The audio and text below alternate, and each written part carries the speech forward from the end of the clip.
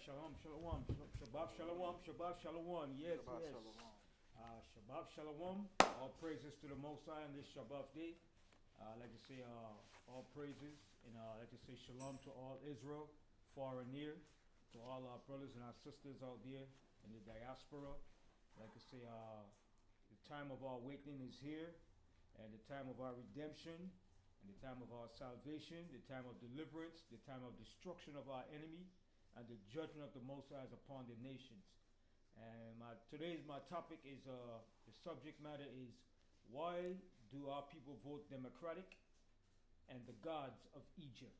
The gods of Egypt is going back to the time of the Exodus, when the Most High plagued Egypt on their false gods.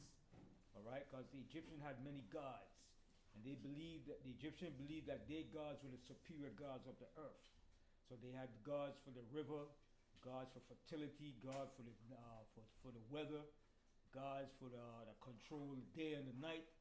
So the Most High tried to prove them that their gods are nothing. All right, and that's what we're gonna go into, the gods of Egypt, and why do our people vote Democratic? And one of the reasons why our people vote Democratic is because the Democratic Party, well, not since its inception, but since it changed around, because the Democratic Party, both parties were a bunch of racist, hateful haters towards us. But it was the Republican Party during the time of the Civil War with Abraham Lincoln that came up with a, wow, excuse me, I don't have my mic on. Wow. Fuck it. I'm sorry about that. You got your mic right? Come. I'm sorry about that. I didn't have my mic on. Wow, I'm sorry about that. Forgive me. I apologize for that. Let me reiterate what I just said. I don't know if the mic had picked up because I didn't have my mic on, but let me repeat what I said. I didn't have my mic on at that particular time. My subject today is why do our people vote Democratic, and the gods of Egypt. All right? The gods of Egypt, like I was stating, were many different gods that the Egyptians had. They had gods for every event of things. And they figured that their gods were superior to all people's gods of the earth. But the Most High proved them wrong during the time of the Exodus, when he brought the plagues. All right? So getting back now to my subject, I was saying, why do our people vote Democratic? Both parties are the same, hateful to us, destructive. They all use different tactics and strategy to manipulate and to try to get our votes and to use us. So during the time of slavery, around 1861, from that point to about 1865, the Republican Party was the party that, well, how should you say, I won't say freed the slaves, but they advocated for freeing of the slaves under Abraham Lincoln, because Lincoln was a Republican. And during that time, too, a lot of blacks were Republicans until around, like, you could say like around, coming forth in the early 1900s, 1930s, more blacks started becoming Democratic during the time of Eleanor Roosevelt and Truman, when they made certain laws and leadways for us as a people to have certain leadways.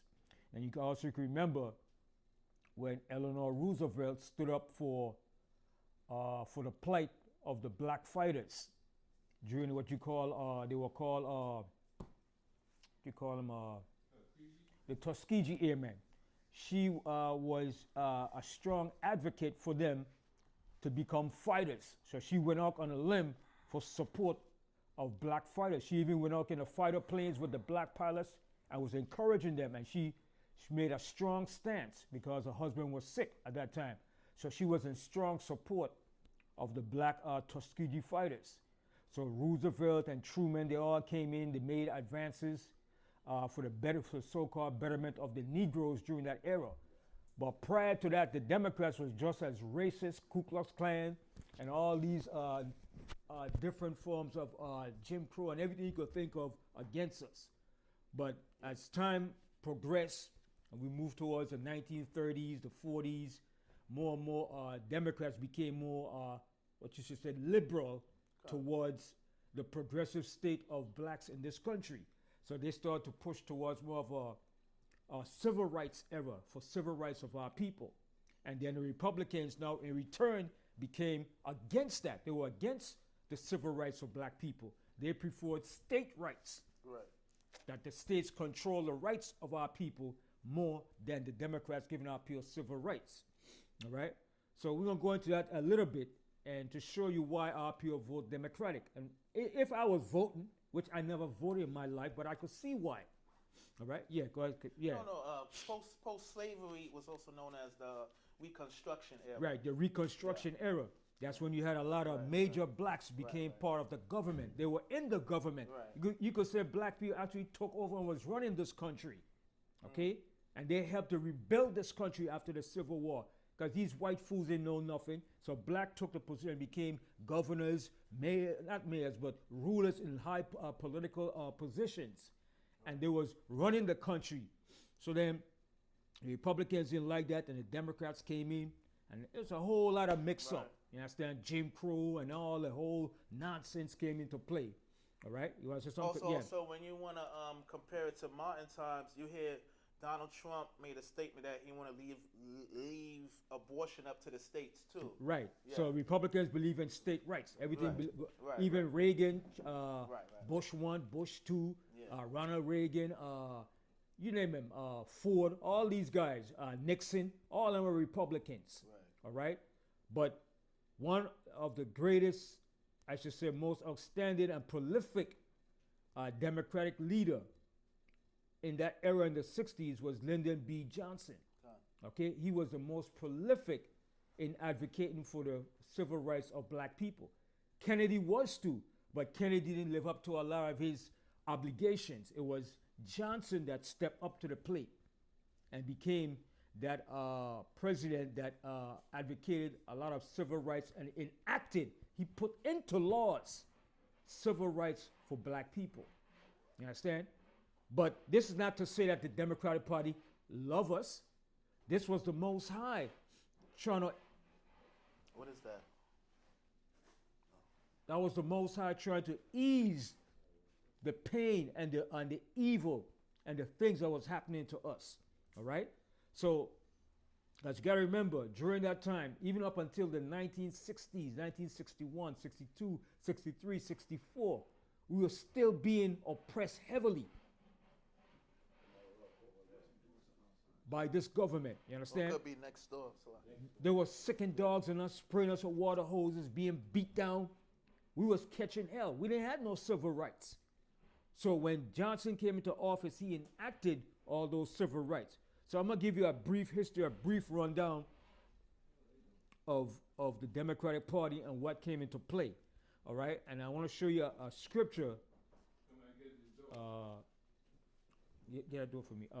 To show that it was the Most High was using them to help ease some of the oppression that we was going through. You understand? Because right after slavery, man, from the time after slavery up until the civil rights, we were catching pure hell. All right? And that's why you had Martin Luther King that was on the scene, right? Pushing hard for the rights of his people. He was fighting for his people, even though he might have made slight mistakes, but he loved his people and he was fighting for the rights of his people, all right? To be relieved of that hard oppression, all right? So let me give a brief breakdown in the Democrat Party, all right? So it's stated here. All right. After slavery, we did not have equality and civil rights. That's a fact. Even in slavery, we didn't have no rights. Even after slavery, we still didn't have no rights or equality. During the time of civil rights, we were fighting to get civil rights, to be recognized as a human, as a man, as a woman. You understand? And we were still being treated as second-class, third-class citizens in this country in the 60s. Understand? When I was born, I saw those things. I grew up watching the TV with Martin Luther King, and they protested in the streets, being sick with dogs, being sprayed, being beaten down by the cops. You understand? Brutally attacked. You understand? But our people, they saw that voting was the only way that they could achieve any form of civility or humanity. So that's the only way they chose. You understand? So we didn't have no equality or civil rights. So in 1948, Humphrey, who was a senator, a Democratic senator, he pushed for civil rights of black people. He was advocating for the civil rights of black people in this country, while the Republicans were against that. All right? In the 1930s, you had blacks started moving towards the Democratic Party. All right? In the 1930s, like I said, during the time of Roosevelt, when he established the Great Deal. And his wife, Eleanor Roosevelt, was a staunch advocate for blacks and black pilots in the Tuskegee Airmen to become fighter pilots in the military. Because even at one point, blacks were, even though we fought in the military, we served in the Civil War, we were still being segregated and caught hell. Okay? They were still segregating us and still saying, Paul, you're not fit to fight in the U.S. military. And there was a movie that came out recently. Y'all should go and check it out. It's called The 24th. It was showing you of black soldiers that fought in World War I, right after the Civil War. And they fought in the U.S. military, and they were stationed out in the military base in Texas. And the hell that they caught from the Ku Klux Klan, the police departments, the sheriff, and they were in uniform for this country. And they were still being beat down, called boys, niggers, killed, all right? Discriminated. Boy, get in the back of the bus, boy. What you doing up here front near the bus? You understand? And you wearing a U.S. military uniform and still going through those things, you should be treated with respect. But they didn't give a damn about us. You understand? That's the nature of this beast. All right? So in the 1930s, blacks started moving towards the Democratic Party under Roosevelt, called the New Deal. And the New Deal is when America started to come into that progressive understanding, where they started enacting Social Security and all the different benefits that will aid so-called Americans in the future of their retirement and so forth. It was the Democrat Party that came up with those ideas. Social Security, not the Republicans. They were against that. Okay? So the Democrats came up with those ideas, which is called progressive way of thinking or progressive way of life. All right? So it provided more jobs and benefits to black people during that time. You understand? Because we had the lowest form of jobs, the most demeaning jobs, and the least paying of all jobs. Even though we were qualified, we were still being paid way less than the so-called white man and woman. And you're still being called a boy, a nigger, okay, in front of your face. Hey, boy, get over here, boy. Hey, boy, shine my shoes. Okay? So we were being relegated to a no people, a nobody, man. Okay? And they love that. And that's what Trump want to bring back, that heyday. You understand? When he said, MAGA, make America great. But I'm going to hit you with something. In these last days that we live in now, it doesn't matter who you vote for. Whether Democratic or Republican, it's the same old damn thing, because this country is going down. It's time for judgment. All right? So I'm going to finish reading this and showing you why the master of our people vote Democratic. All right? So during that era, it provided more jobs and benefits to a lot of our people. So in the 1960s, Nixon was for states' rights. He was a Republican. He was another one too. And this is where Bush and Reagan got their ideas from. You understand? They all followed pursuit of their predecessors. All right? So Kennedy, at that time too, was president. He was a Democrat. All right? Now, he stood for civil rights, but he didn't fully enact the civil rights laws. You understand? Him and his brother, Robert Kennedy, which was Attorney General at that time. So they bump off his brother because he was supposed to be working with Kennedy, and they bump off Kennedy too, and Martin Luther King. Okay? This was done by the U.S. government. It wasn't done by no sole isolationist one person. That's a damn lie. It was done by the U.S. government. They knocked them off. Okay? It was an inside job. Don't they believe that crap that some lone guy up in some place in Texas bumped off Kennedy? Okay? This was an inside job either by the CIA or one of the different ABC intelligence group. I never believe that crap. Nobody could not bump off nobody in a political figure unless it's an inside job. You understand? You cannot bump off no president or no political leader. So don't believe that crap. Some lone isolationist guy that was there up in some suppository or where the hell he was waiting and he had a good shot and he took out Kennedy. That's a lie. The same thing with Martin Luther King. Martin Luther King was killed by the U.S. government. Okay? It was a precise, direct hit on King because he spoke out against his country with the Vietnam War. When he was doing what he was doing for the civil rights, it was all right. Once he made that speech against the Vietnam War, that America is the greatest purveyor of violence, and what America was doing in Vietnam, they said, oh no, you gotta go now, boy. You got to go now, boy. You stepping out of your bounds because King had the masses following behind of him, and they was like, wait a minute, King is right. And you can't prove that the people is right and the government is wrong. That's a problem. So they had to take him out.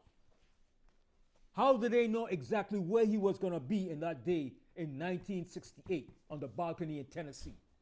In Memphis, Tennessee? In Memphis, Tennessee. Huh. Okay? Remember, King phones, his house was wiretapped by the government. And they used to send him threats all the time. Why don't you kill yourself, boy? Kill yourself, boy. They did the same to Malcolm X. Okay? So this was done by the U.S. government. I don't care what nobody said. You can't tell me no different. And that's a fact because that's our enemy. Okay? And they took out King, Kennedy, and Robert Kennedy. Anybody that was outspoken and spoke the truth to expose this country, you were taken out. Yes. Yeah. Evans had to build his house in a way that he was trying to prevent from getting shot. So he I don't know how he did. He kind of moved his floors a certain way so that they couldn't shoot him, but they still got him. Yeah, they still got him because they listen. They set you up. They watch you. They monitor you. All right. They tap your phone. Okay. They monitor you and they do all these things. They watch you. They have people that's work for them that's inside. Okay, in the inside. All right. So. Evans was shot and killed in the driveway. In the driveway? Yeah, that was a setup. Yes. So yeah, I remember when I used to be in Connecticut. I used to be under Art. He used to say that the driver shot Kennedy, and I was like, I mean, I never had no evidence of that until I saw a video. They slowed down the video of Kennedy getting shot. They showed the driver going like this. Yeah, that's like this, yeah. real fast. It's a lot of people. There's a lot of evidence of showing. Yeah. Yeah, that's why they said when Kennedy wife saw it, she tried to run off on the back of the car. She was trying to escape out of the car. You understand? Yeah. So this country is a treacherous country, man. Treacherous, man, towards us, man, and towards their own people. And that's why the Most High is going to destroy it with fire and brimstone. Okay? And the judgment is coming. All right? So let me finish this here. All right? So the war on drugs began with Nixon. That's where Bush, that's where Reagan, and that's where all the Republicans got that from Nixon. He began with the war on drugs. Okay? So in 1964, in the presidential campaign, Johnson was for civil rights. Johnson stood for civil rights. All right? And Goldwater was for state rights. He was another politician during that era. All right? So he wanted to hold on to white supremacy of the South, just like all the Republican leaders. All right? So Lyndon B. Johnson became the face of the civil rights in 1964 for the Democratic Party. He became the party that fought for the civil rights of black people. All right? So he enacted laws. As a president, he enacted laws on the books. Okay? And that's what you're supposed to do when you become a president. You enact laws. Okay? When Obama got there, he didn't do a damn thing for us. But he made sure he passed laws to protect Monsanto. from being sued by the American public. That's why I don't like Obama. Everybody was cheering for him because he won. He's nothing but a damn inside spy for the U.S. government. Okay? He's just a damn camouflage working for the U.S. government. Whatever the hell he was, but he wasn't for us. And you should be very leery when a black person is put in that position. You understand? You put in that position not for the benefit of your people, but for the interest of the U.S. government. Okay? To keep their white supremacy going. That's all it is for. He was just a band-aid to hold back so the white man could get his position and his act together. You understand?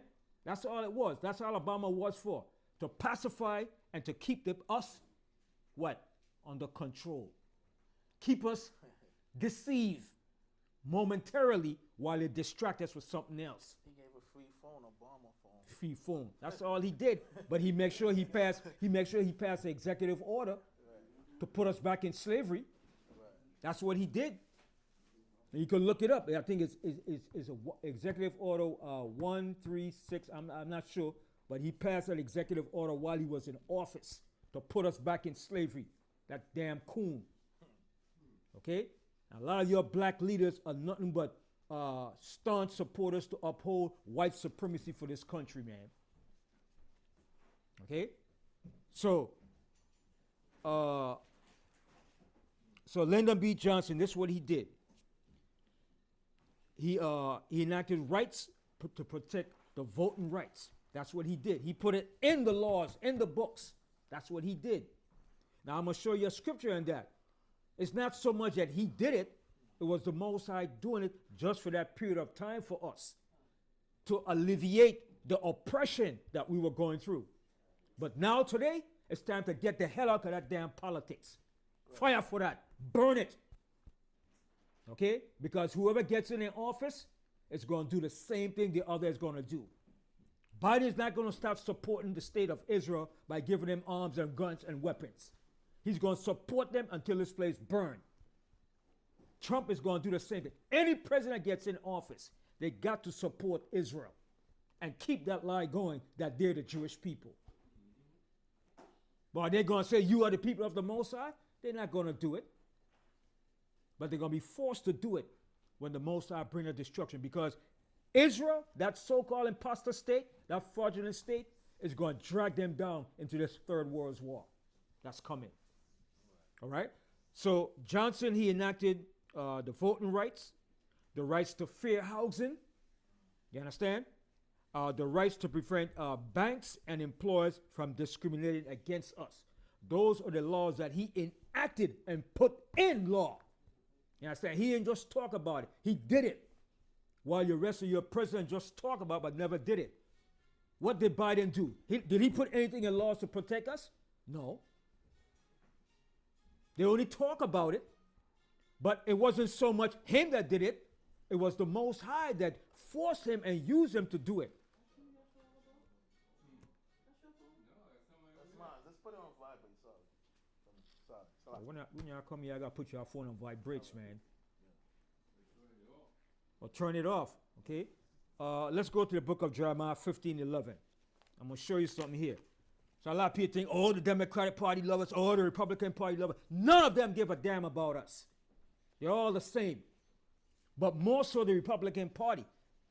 You understand? But the Democrats are just cunning and crafty about how they do their things against us. All right? So let's go to the book of Jeremiah 15:11.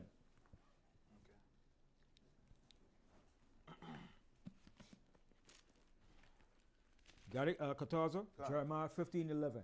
God. Reading out the book of Jeremiah, chapter 15, verse 11. The Lord said, verily, it shall be well with thy remnant. Verily, I will cause the enemy to entreat thee well in the time of evil. So you see that? This is the reason why it was done, the Democratic Party. The Most High did that so we could be relieved of the hard oppression. Read that verse again.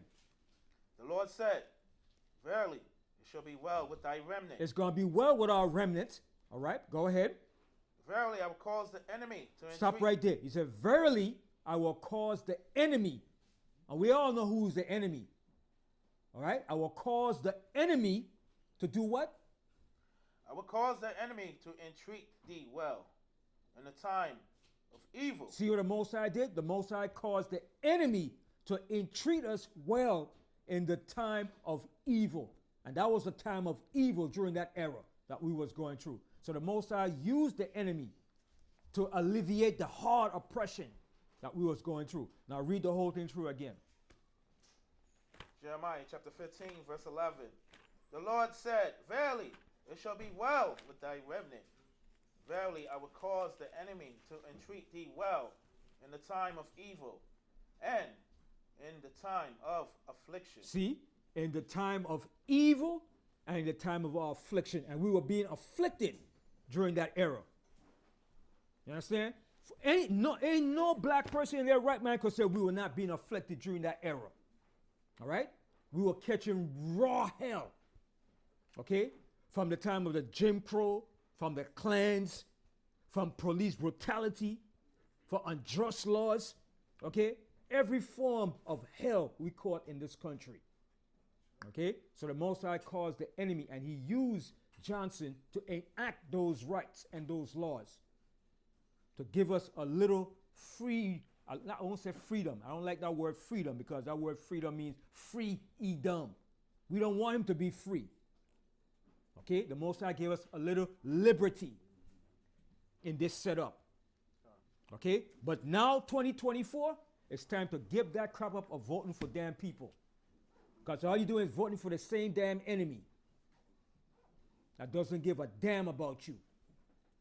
Okay? Every last one of them. Democrats, Republicans, they're all the same thing.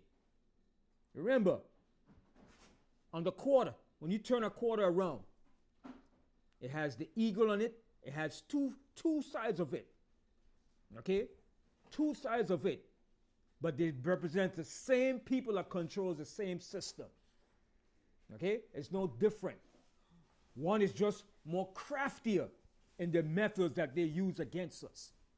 All right? And you can see that the Democrats are more craftier and more methodical in their devices that they use against us. The Republicans, they don't hide what they're about. They tell you straight up, we don't give a damn. You're not getting no rights. We don't care about you. But Democrats will smile with you and say, well, yeah, we empathize with blacks in the struggle. But behind that, they're the one that are upholding some of the basic laws to keep you in an oppressive state. All right? So, I just want to share that point and why a lot of our people vote Democratic.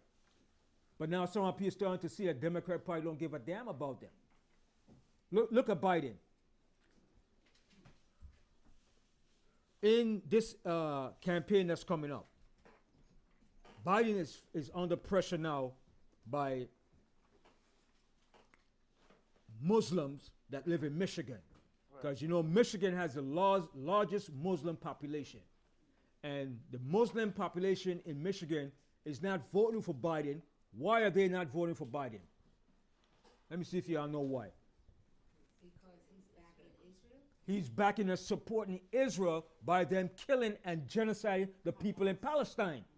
So the people in Michigan say, wait a minute. We're not going to vote for you if you continue supporting Israel and you massacring and genociding our people. So now he's in a toss-up. He's trying to, well, we talk to Netanyahu. You don't talk to no Netanyahu. If you want to talk to him, you're cut off all military aid and you're cut off all money from them if you want to stop the BS. But they don't want to stop it because Israel is what? Israel is what to America? Israel is two things to America. Let me see if y'all could pick up on it. What? Israel is two things to America, yes. That's one of it. That's true. That's very true. And what else? They also fund the Yeah. And what? Yes. Like I said, they're also secretly part of America. They're like the 51st state. That's right. You could say Israel is actually the 52nd state of America. Okay? And Israel is a military base for the United States of America in that land. The state of Israel is a military state. Every civilian and citizen have a right to carry guns. It's a military state. It's an outpost for the United States in that era. Yes. That's why they have this idea about making it a two-state. A two-state, yeah. Okay? It's a military state for the United States. That's why the United States supports it with military arms. Listen, Israel gets more military arms than any country in the world. Okay? And they get the best and the latest high-tech weapons. Okay? And they've been had nuclear weapons since the 60s. I'm trying to say, we're not disclosing. They've been had it. The United States gave it to them. They have nuclear weapons because they have an option that they use called the Samson option. If their back is up against the wall and they see that they're losing, they're going to use that nuclear weapon. Okay? And America backs them fully, all the way, 100%. They're not going to stop supporting Israel. I don't care who gets in their office. Yes. What's that name again? It's called the Samson option. Samson Yeah, option? yeah. You know why it's called the Samson option, right? Who knows why? Who knows why it's called the Samson option? Right. If we going down, we killing everybody with us. And what did Samson do before he died? The same thing. Samson did the same thing. He pushed down those two pillars and said, Most High, take me along with the enemies. And he killed more of the enemies in his lifetime in that one time that he pushed down the pillars. So they used the same concept that Samson did when he destroyed the Philistines. If we're going down, we're losing, we're taking everybody down with us. Bunch of devils, but they're going down no matter what. They're going down along with America because they're going to drag America into this war. And the American public is so stupid. Now, some of the American public now is waking up to it like, why the hell are we supporting these people that don't give a damn about us? Some of them starting to wake up and see the facts now. But some is so blindly, especially the evangelicals. Oh, we got to support the state of Israel. Israel is God's people. You're going to find out they're not the Most High people. And when they find out, man, I'm going to tell you this here, man. A lot of white people in this country, when they find out that these people are not the people of the Most High, they're going to start killing their political leaders, their scholars, and they're going to go into the churches and they're going to start killing a lot of their political leaders for teaching that lie to them and making them believe that lie. When they see this truth, man, what you going to see? Mark my words. They're going to grab their guns and they're going to go into their office and they're going to start popping off and destroying their political leaders and their scholars that taught these lies in the institutions. Because they're going to say, wait a minute, look what you have done. You have caused us to lose our country. And they're going to lose everything in the end. Okay? There ain't nothing left for America. There's no future for white America. No more future. It's over. Whatever they have now, they better use it now and take advantage because it's over. It's done. Ain't no coming back for white supremacy. White supremacy is dead after this here. Yes. That's what Sister Tammy said. You know what you said about with Samson? Bible said, everybody will go down with me. But before that, remember now, Delilah ain't care nothing about him. So same thing. They didn't care nothing about him. No, Delilah was a damn Philistine African. She didn't care about him. But she was clever in what she did. She was clever. I understand. And she pried him and she working him. She used her emotion. She used skill. She used tact. She used craft. She used every method to wear him down. And what was the last thing she used? And she called the Philistines in. Come on in, Philistines. We got him now. But it wasn't just a one-time thing. It was a everyday thing. She keep, like you say, water dripping every day. Troop, troop, troop, troop. Does more damage than water that comes down fully. That water that drip every day, constantly, is going to finally destroy everything. So she was every day praying with it. Samson, you don't love me, Samson. Samson, why you telling me lie? Look, I do all this for you. She was coaching him, whining, wearing his ears down. And he said, oh, okay, I'll tell you. Then he finally gave in. Okay, it's my hair. If you take my hair and weave it up together and bind me up, that's where my strength is. She was constantly prying, trying to get at him to find his weakness. And he finally gave up his weakness. You understand? But she had to be a fine-looking Hamite woman in order for him to do that. She couldn't be no ugly damn Hamite woman. She couldn't be no. She couldn't be one of those. She had to be a fine-looking Hamite woman for him to fall for that, man. You understand? But they always say men that are big, strong, muscle bound are the most simplest of all mankind. The most simplest. They're only strong here, but they're not strong up here, man. You understand? A bunch of simp, man.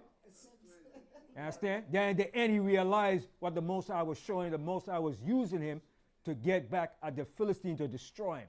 And they plucked his damn eyes off, man. They took out his eyes, man. You understand? Cut his damn hair off. Cut off his locks. But the locks was braids. You understand? You understand? They cut it off, man, and that took away his strength. And from his birth, he never cut his hair. Nothing. He wasn't supposed to drink wine, strong drink, nothing. A Nazarite from the day of his birth to his death. But he messed up. You understand? Yes. Yeah, even when he got with well, he had a Hamite woman before. Yeah, he loved them Hamite women. And his parents even tried to, his father especially tried to tell him, Why can't you get a woman of your own people? You're like, nah, I love the Hamite, I love the Hubo. I love them. And look what they did to him, man. That's a sign for us that we gotta stick with our own woman, man. Understand? Even though our woman might give us hell, stick with your woman, man, your own people, man. You understand? Nobody gonna understand your plight like your own people, man. You understand? Going with these different white women talking about, oh, my wife. Your wife what? Piece of white trash dog. You understand? Yeah. You got some Israelite brothers, they be trying to, with their white wife, trying to put fringes. Yeah. And try to justify that crap. If the black woman give you a problem, go a white woman. No, brother. If you're a black woman giving you a problem, get another sister. Don't go with no damn white woman, man. You understand? To hell with that. You understand? Leave them white trash dogs alone, man. Okay? Passport-wise, the men go out. Yeah. Leave them thing alone, man. Shoot. Yeah. All sisters ain't the same. You understand? Let me put this out there. All sisters are not the same. Okay? All of them is not evil and wicked like some sisters. Okay? So you have to differentiate. Yes, some sisters might give brothers a hard way to go, man. You understand? But never betray your people to go with the outside of another nation of people, man. Never do that, man. And that's the price we have to pay, man. Because when we leave her here, we ain't leaving with our woman.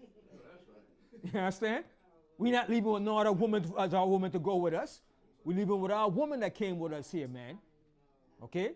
So I just want to put that out there. I know some people ain't going to like that, but I don't give a damn. Kick rocks. You understand? All right? So, but that's the aim and the method that this country is about. It's about white supremacy.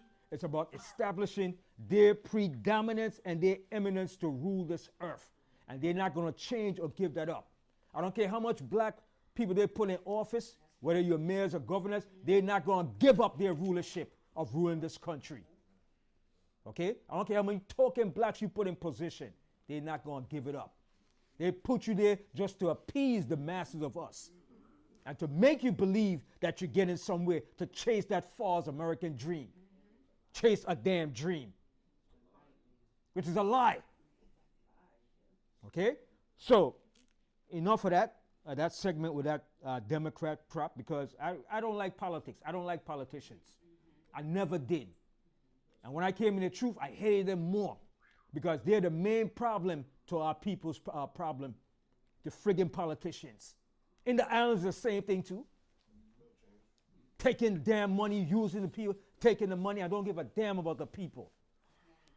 Okay? Living good, got all the best cars, the best houses. I don't give a damn about their people, man. Or take money from big corporations, from different nations. Okay? It was what I saw, I think that when St. Vincent had the volcano erupted in St. Vincent, in the island of St. Vincent, that St. Vincent had got a lot of money from a lot of countries and different stuff. And it was given to the prime minister. And all that money he got millions, okay? And he didn't do a damn thing with that money to help to develop the people on the island of St. Vincent. But I guarantee a lot of money went to his pocket, to his family, and to all the people that's in his political arena. Because in the islands, you think it's bad up here? In the islands, they got their own political factions. right? You know about it, right, Caleb? Okay? If you're not of my political party, you ain't getting nothing. Nothing. Your dog dead. Okay? If my political party is in power, you getting everything. And the rest, that's why so much political violence, especially in Jamaica, where it was the PNP and the JLP. Those two parties are rivals. And you had Siaga and Manley. And when they was in power, that's when you had the height of violence in Jamaica with those political parties, man. Okay? The height, people was dying every day. You think 10 people was some, man, you have people dying every day all over because of those political parties. Yeah, worse than the friggin' Bloods on the Crips. And that's when Bob Marley went up on the stage and he unified both Marley and Siaga. And that was a great phenomenon when that happened because it was a lot of violence in Jamaica, man. Okay? And that's why Bob Marley got shot part and part to that too. All right? It was a lot of violence in the islands, man. Okay? So politics is a dirty thing, man. It's dirty. It's grimy. Okay? And it's time for us to come out of that nonsense. All right? Let's go to Isaiah 30. I'm going to show you something in the book of Isaiah.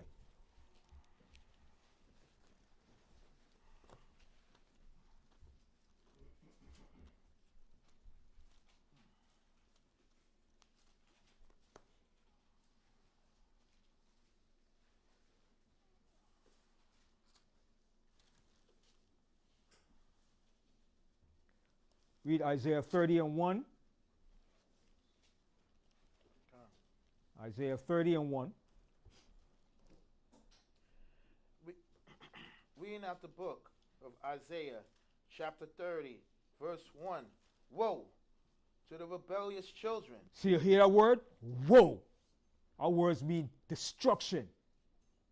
Woe to the rebellious children. Go ahead. Saith the Lord, that take counsel, but not of me, and that cover with a covering, but not of my spirit, that they may add sin to sin. And that's what our people are doing. They're adding sin to sin by trusting in these democratic and political parties. Okay, go ahead. That walk to go down into Egypt, and have not asked at my mouth, to strengthen themselves in the strength of Pharaoh. And what are they doing? Strengthening themselves in the strength of Pharaoh.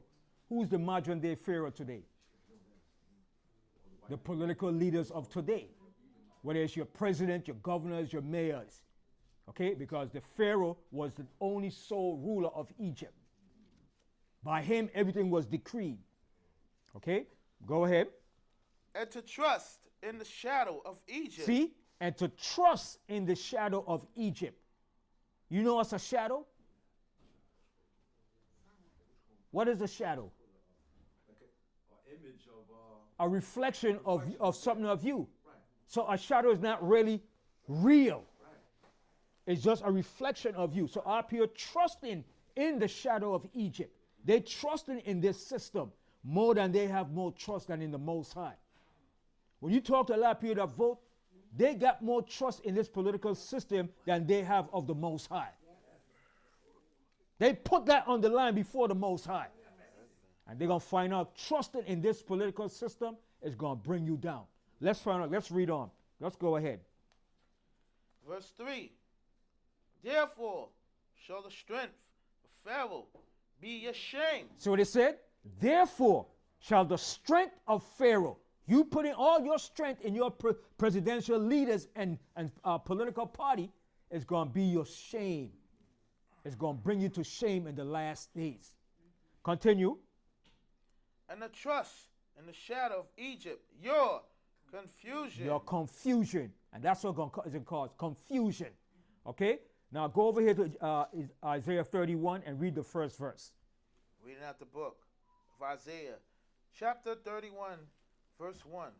Woe to them that go down to Egypt for help. See again? See that word again? Woe?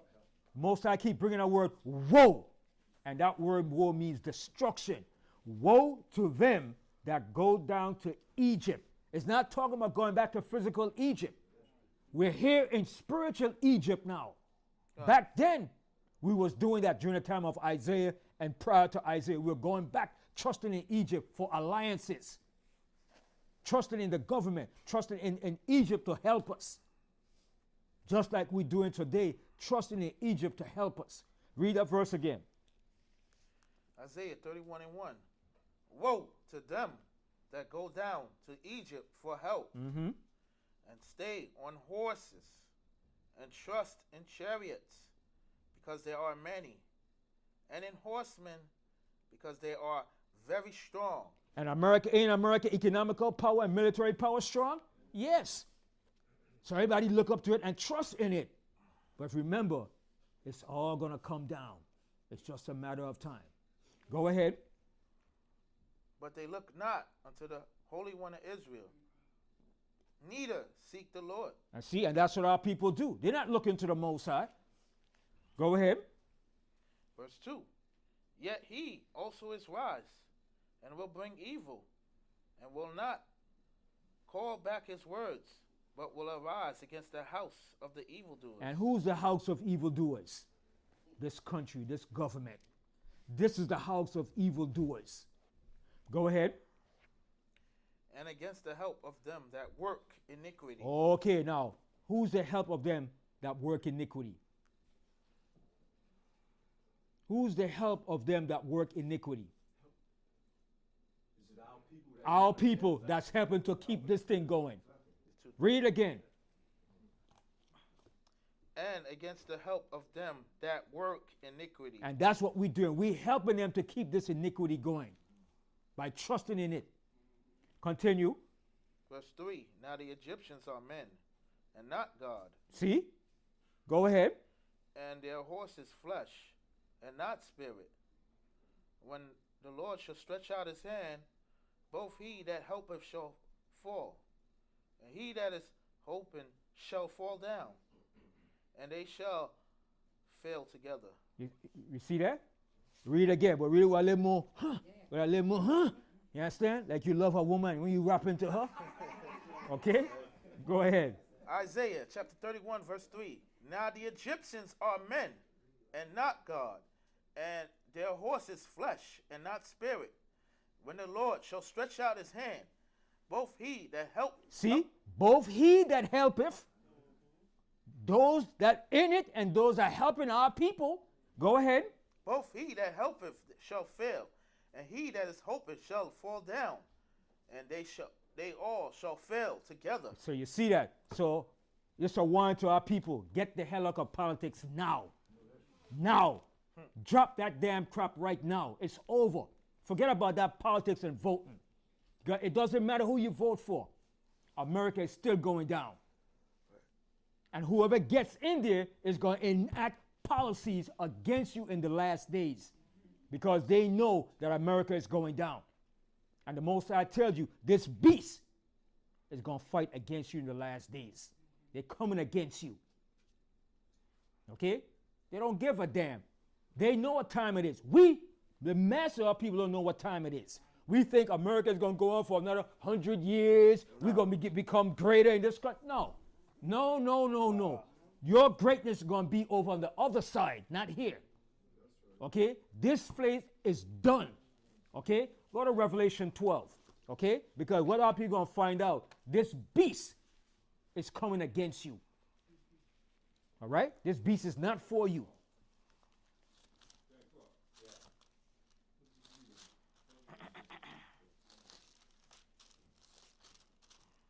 Let's go into Revelation 12. Starting at. And you're going to start here from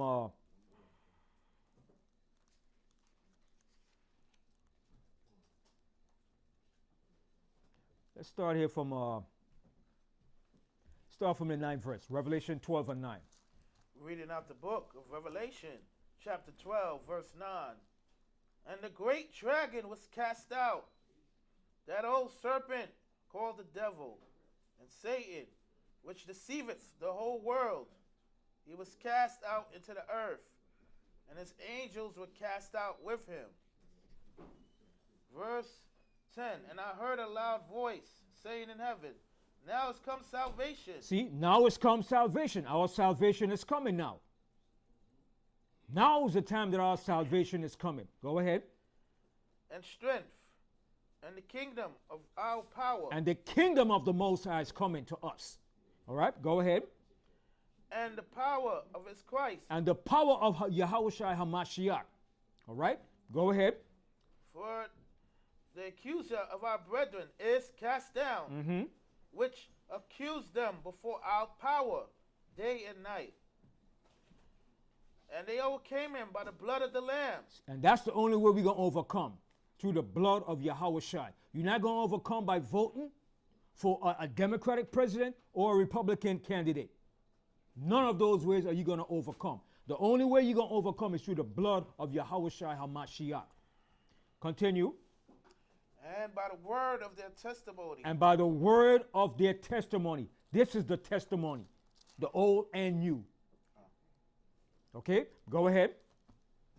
And they love not their lives unto the death. Verse 12. Therefore rejoice, ye heavens, and ye that dwell in them. Woe to the inhabitants of the earth. See, hear that word again. Woe. That word, woe. Woe to the inhabitants of the earth. Why is he saying woe? Because destruction and judgment is coming. Go ahead. To the inhabitants of the earth and of the sea. For the devil is come down unto you, having great wrath. Which devil is he talking about? Is he talking about some spiritual devil? No, it's talking about the physical devil here that's ruling this earth. He's going to come down upon us having great wrath. All right, go ahead. Because he knoweth that he hath but a short time. See, he knows he has a short time left to rule this earth. And his time is up. Continue. Verse 13. And when the dragon saw that he was cast unto earth, he persecuted the woman which brought forth the man child. And that's what they're going to do. They're going to start to persecute us because the truth is going to be brought out. And when this truth comes out, they're going to be angry. They're going to be mad. I don't think they're going to be happy to find out that you are the Most High people, that Christ is black, the angels is black, and his people are black. They ain't going to like that. There's only very few of them. Might say, yeah, okay, I'll go along with it. But the master of these yahoos, they ain't going to like that. They ain't going to like that. All right, go ahead. Verse 14. And to the woman were given 2 wings of a great eagle, that she might fly to Okay, the that's that. wilderness. Lose that. Go to the Apocrypha. Go to 2nd Ezra, the 16th chapter. I want to show you something here. Because a lot of people think that this country really going to embrace us and things are going to change. We might get Kamala Harris to be president. What? Yeah, keep dreaming. All right? And if it does happen, she's going to be worse than the oppressor.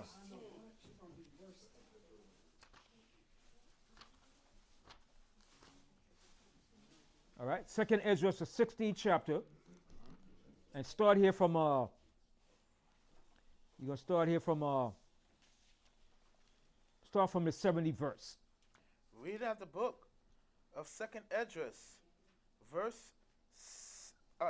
chapter 16, verse 70. For there shall be in every place and in the next cities a great insurrection. See that? A great insurrection. You know what's an insurrection? Uprising, uproars, wars, tumult, civil wars. Okay? And civil wars is coming to this baby. It's coming. Like what happened at the U.S. Capitol Okay? January 6th. So And that's it'll be worse than that. Come. Okay? Go ahead. Upon those that fear the Lord. You hear what it says? A great insurrection upon those that fear the Most High. So what is that telling you? They're coming against the righteous. Those that fear the Most High and keep the Most High laws and testimony. Okay? Go ahead. Verse 71. They shall be like madmen, sparing none, but still spoiling and destroying those that fear the Lord. See? See who's going to be the target? We are. Then the other Israelites that don't know nothing, that don't give a damn. But their main target is going to be against those that know the Most High, that understand the Most High and understand the prophecy of this Bible and know who they are. Read that verse again. They shall be like madmen, sparing none, but still spoiling and destroying those that fear the Lord. Go ahead. Verse 72, for they shall waste and take away their goods and cast them out of their houses. Then shall they be known who are my chosen. See? And it's going to be known who are the Most High's chosen people in this country before it goes out. Before it goes up in smoke and fire and brimstone. Okay? Go up. And they shall be tried as the gold in the fire. And that's how we're going to be tried, like gold in the fire. Okay? And the best of gold is tried in fire, man. Why is gold tried in fire? To bring out the best of that gold, to take off all the impurities. Okay? Go ahead. Verse 74, hear, O ye my beloved, saith the Lord. Behold, the days of trouble are at hand. See, the days of trouble are at hand. That's what's coming. Ain't no more good days coming to America. Okay, let's get this straight. It's going to be pure hell in this place. All right, go ahead. But I will deliver you from the same. See, but the Most High is going to deliver us from the same. And that's going to take place while the destruction is coming. We're going to be delivered at the same time, simultaneously. As America is being totally destroyed, we're going to be delivered out of here with the chariots, with Yahushua and the angels. All right, go ahead. Verse 75, be ye not afraid. The Most High said, don't be afraid. Don't be afraid. Go ahead. Neither doubt. Don't doubt the Most High. Okay, go ahead. For the Most High is your guide. The Most High is our guide, not democracy. Not Biden, not Trump. No religions, no politricks. That's what I always call it from a young boy going, politricks. Because that's all it is, politricks. Okay, go ahead. Verse 76, and the God of them who keep my commandments See? and precepts. And the guide of them who keep my commandments and precepts. Go ahead. Saith the Most High our power. Let not your sins weigh you down. See, don't let your sins weigh you down. Don't add more sins to your sins. Don't let your sins weigh you down. You sin, get up, shake it off, repent. And get back up on that horse and start riding to the finish line. You get on, you say, yeah, rah, let's go. Ah. You whip that horse to that finish line. You don't stay down there and say, oh, oh, oh. Get the hell up, shake yourself from that dust, man, and repent. That's what you got to do. Don't be wallowing in your sins. You mess up, you face the east, you repent, and you ask the Most High to forgive you. And you stay on that course. Don't continue doing evil and wickedness. Go ahead. And let not your iniquities lift up themselves. See, don't let your iniquities outweigh your righteousness. Don't let iniquities be more than your righteousness. Okay? Because iniquities will lift himself up over your righteousness. So you got to defeat iniquity and exalt righteousness. All right? Go ahead. Verse 77. Woe be unto them that are bound with their sins. See what it says? Woe be unto them that are bound with their sins. All right? Go ahead. And covered with their iniquity. See? And you covered with iniquity. You don't want to be covered with iniquity. Go ahead. Like as a field is covered over with bushes, and the path thereof covered with thorns, that no man may travel through. Right. If a place is covered with thorns and everything, you can't pass through there. It's going to cut you up. It's going to scratch you up. You got to cut it down. You know, they have a tree in the island called monkey don't climb tree. Everybody know about that? Because monkey don't climb a tree. It has thorns on it. Monkey don't climb that tree. The monkey climb, you'll get stick all over it. So they call it a monkey don't climb tree. That's one tree a monkey doesn't climb. Okay? So if thorns are all in your way, you can't pass through there because it's being overcovered.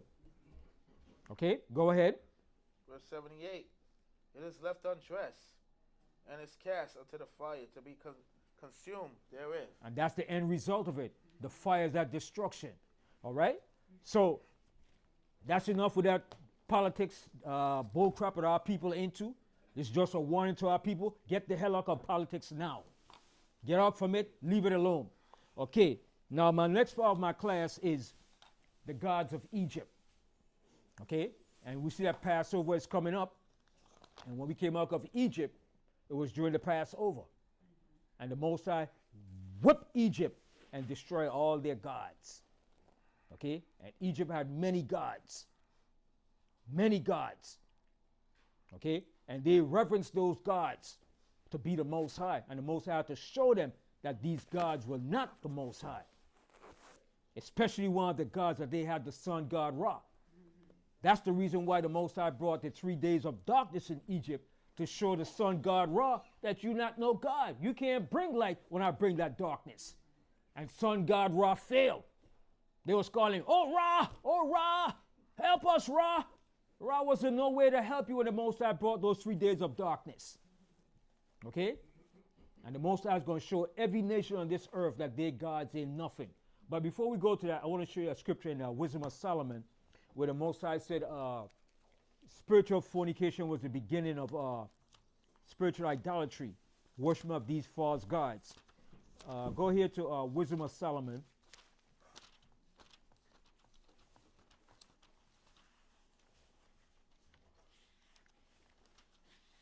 Wisdom of Solomon, I think it's the 16th chapter.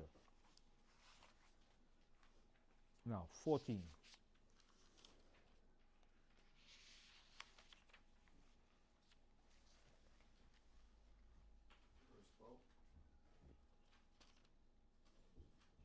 Right.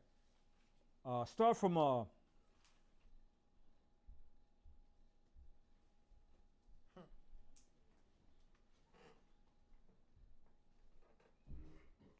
the 8th verse. Wisdom of Solomon, the 14th chapter, the 8th verse. Reading out the book of Wisdom of Solomon, chapter 14, verse 8. But that which is made with hands is cursed, as well it is as he that made it. He, because he made it, and it, because being corruptible, it was called God. See? And anything that was corruptible, oh, that's a God. See how foolish man was?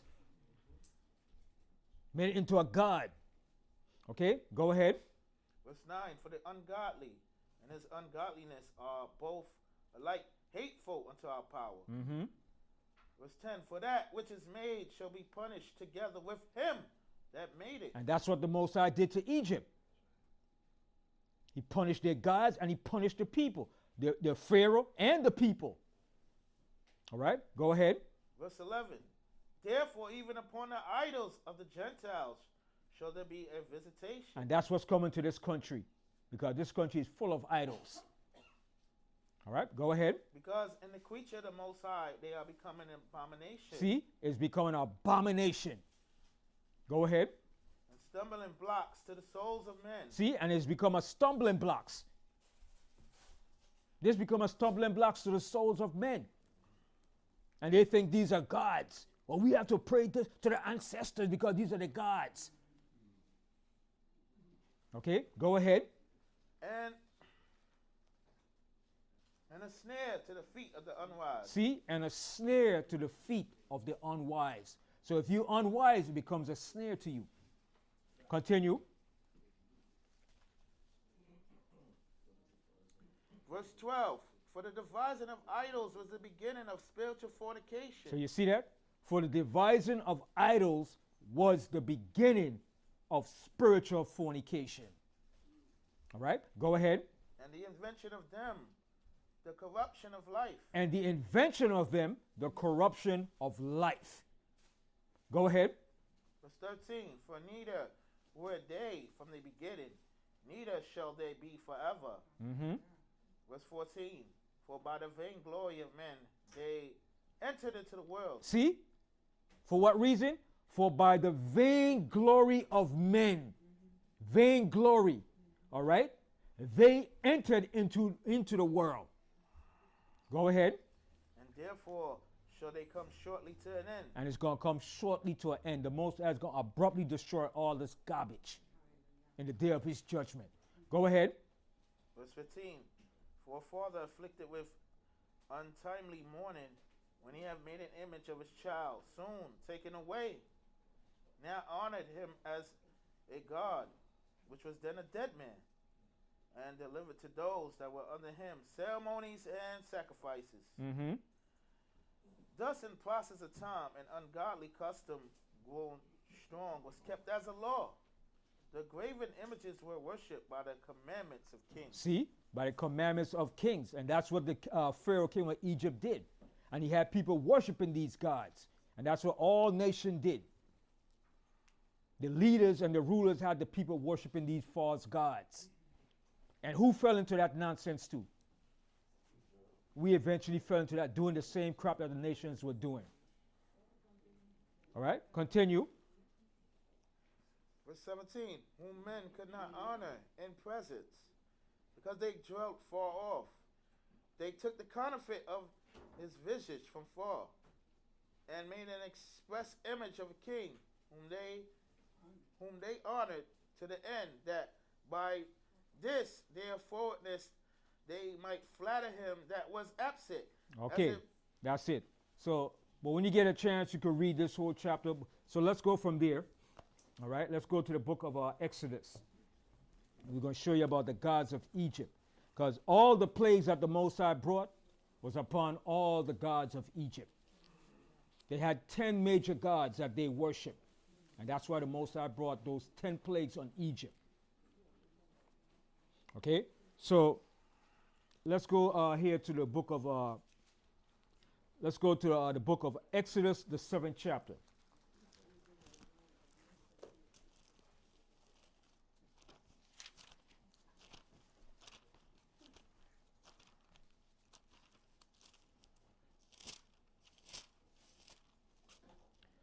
Exodus 7.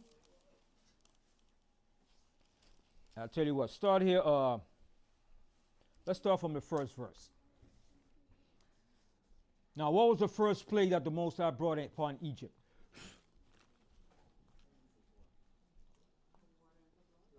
Right. He turned the water into blood. Why? Why did the Most High attack first the water? That's something they need to drink and clean their bodies, I guess. Right. And is also one of the gods of the Egyptians. Remember, the Nile was one of the greatest rivers that the Egyptian reverenced. They reverenced that Nile River. Okay? But the Egyptians didn't call it Nile. That's a name that came from the Greek. All right? The Egyptian word for river is eteru. Eteru is the Egyptian word for river. Okay? But the name for the Nile, it had a name for the Nile River that the Egyptian called it. Yes. And then that's what gave them their power. Right. That was the greatest source, the Nile River. It brought agriculture. It fertilized the land. It was everything to them, man. They worshipped that river, man. That was like a great god to them. All right? Okay, and that river was called the Hapi. The Hapi. That was the god that was over that river. H-A-P-I. And we're going to read about that, all right? So let's start from Exodus 7 and read the first verse. Reading out the book of Exodus, chapter 7, verse 1. And the Lord said unto Moses, See, I have made thee a god to Pharaoh, and Aaron thy brother shall be thy prophet. Verse 2, Thou shalt speak all that I command thee, and Aaron thy brother shall speak unto Pharaoh, that he send the children of Israel out of his hand. And I will harden Pharaoh's heart, and multiply my signs and my wonders in the land of Egypt. Mm-hmm. Verse 4, But Pharaoh shall not hearken unto you, that I may lay my hand unto Egypt, and bring forth my armies, and my people, the children of Israel, out of the land of Egypt by great judgments. See, by great judgments. And that's what the Most High is going to do to this country. Great judgments is coming for this spiritual Egypt. Go ahead. Verse 5, And the Egyptians shall know that I am the Lord, which I stretch forth my hand, when I stretch forth my hand upon Egypt, and bring out the children of Israel from among them. Mm-hmm. And Moses and Aaron did as the Lord commanded them, so did they. Verse 7, And Moses was fourscore years old, and Aaron 80 years old, when they spake unto Pharaoh. See, so Moses was 80 years old and Aaron was 83 years. And that 80 years was the time of the slavery. That's the length of the slavery in Egypt, from the time Moses was born until the Exodus, because the slavery began when Moses was born. It wasn't no 400 years, 430 years in Egypt as slaves. That's a lie. Okay? It was only 80 years of slavery in Egypt. The slavery began when Moses was born, and it ended when Moses brought us out of Egypt. And this all transpired within a week to 2 weeks of time, when Moses went before Pharaoh. All right? This was in years after. Okay? And how do you know that the slavery was only 80 years? Let's go to Acts the 7th chapter, because Moses was born when the slavery took place. All right? Let's go to the book of Acts 7 and coming back right here. Acts the 7th chapter.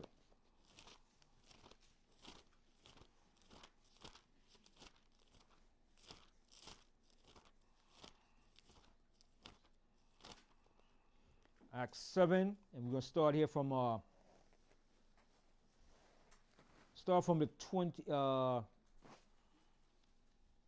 17th verse.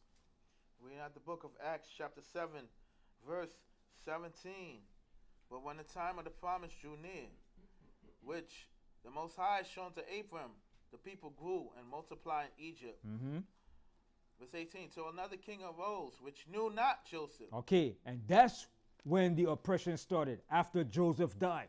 While Joseph ruled in Egypt, there wasn't no slavery of us in Egypt. And it took a period of time before the slavery came in.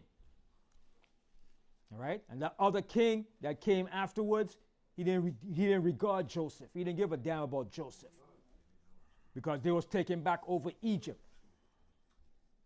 Because the H.O.D.C had just fell from ruling Egypt. So this was a native Egyptian king coming back to take back over Egypt, which came from the upper Egypt, from the Thebes dynasty of Egypt. And that pharaoh was Ammuz, that came back and took back Egypt from the H.O.D.C. Then his son, Amenhotep I, ruled. And that was that king, Amenhotep I, the one that knew not Joseph. All right, continue. The same dealt subtly with our kindred. Speak up, brother. Yeah, you got to read, but read with more passion and fervor as Kataza. Verse 19, the same dealt subtly with our kindred, and evil entreated our fathers, so that they cast out their young children, to the end they might not live. Mm-hmm. Go Verse ahead. 20, in which time Moses was born. See, in which time Moses was born? In the time of the slavery. Moses was born right in the time of the slavery. And when Moses was born, that's when the slavery started. And it ended when Moses brought us out of Egypt, when he went before Pharaoh. And that was only 80 years. Continue. And was exceeding fair, and nourished up in his father's house 3 months. Verse 21, and when he was cast out, Pharaoh's daughter took him up and nourished him for her own son. So she raised him as an Egyptian. Okay? So Moses, when he got to that age, from about the age of what? 3 months, he went into Pharaoh's daughter's house. And he became known as a prince of Egypt. But Moses knew he was a Hebrew. Because eventually, when he saw the Egyptians killing his brother, he said, wait a minute, man. This got to stop, man. So he grew up as an Egyptian, fluent in Egypt, spoke Egyptian, and was a general in the Egyptian army. All right, go ahead. Verse 22, and Moses was learned in all the wisdoms of the Egyptians. So Moses went to the best schools in Egypt. Like he said, you go to the best school in America, the best charter schools, the best private school to be educated. That's what Moses went through. Into the highest form of education in Egypt, where he was well learned in Egyptian military warfare, science, the whole works. That's why Moses couldn't speak to us, because he didn't speak the Hebrew. That's why he told Aaron to speak, because Aaron spoke the Hebrew. Moses only spoke the Egyptian. Understand? Because Moses was learned in all the wisdom of Egypt, just like Joseph. But Joseph knew both languages. Okay. Joseph knew Egyptian and the Hebrew.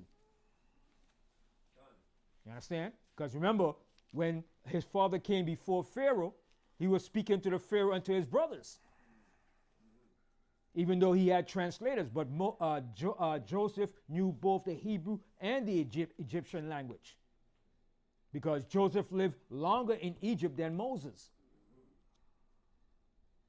You understand? Joseph was sold into Egypt at the age of 17. And at the age of 30, he became ruler over Egypt. And he ruled for 80 years in Egypt as a vizier in Egypt. And he made Egypt great. That's why the Most High put him in that position, so he could be in place. So when we come into Egypt, we could have place in Egypt. And he told his brothers that. He said, it wasn't you that sold me. It was the Most High that made you do it so I could provide for you when you came down here in Egypt. That's what that dream was about. And nobody exceeded Joseph when he came into rulership except the Pharaoh, king of Egypt. Joseph was the man in Egypt. He was calling the shots for 80 years. And he died at the age of 110. Yes. On the down low, Joseph was the king. He was a man, yeah. The king respected him, man. If it was possible, that I made him king. You understand? But the Most High made it that way because we were still, what? Strangers in their land. All right? And Moses almost came to that position too. Well, after Moses killed that Egyptian, Moses said, time to get out of Egypt, man. The Egyptians know. They're going to kill me now. All right? Because Moses, he probably strangled him or stabbed him or something and buried him in the sand. But I think more than likely choke him out. Choke him out, you damn Egyptian. Yeah, choke him out and bury him in the sand. You don't mess with my people, man. All right? Okay, continue reading. And was mighty in words and in deeds. See, he was mighty in words and deeds. And the Most High had a spread upon Moses. Okay, go ahead. Verse 23. And when he was full 40 years old, it came unto his heart to visit his brethren. See, when he was 40 years old. He was still in Egypt at that time. Then after that 40 years, when he killed that Egyptian, he ran out to Egypt, man. Gotta go. He remembered his people. He wasn't like the rest of the coons. I don't care about my people. These coons today in political office. That's why I can't stand these coons today, man. Yeah. That's the same thing you're saying. When he fled into Egypt, the Most High still had him in training. Yeah. You know, The Most High had him in training, yeah. Because if he had stayed in Egypt, the Pharaoh would have killed him. Because that's treason. That's high level of treason, man. Okay, go ahead.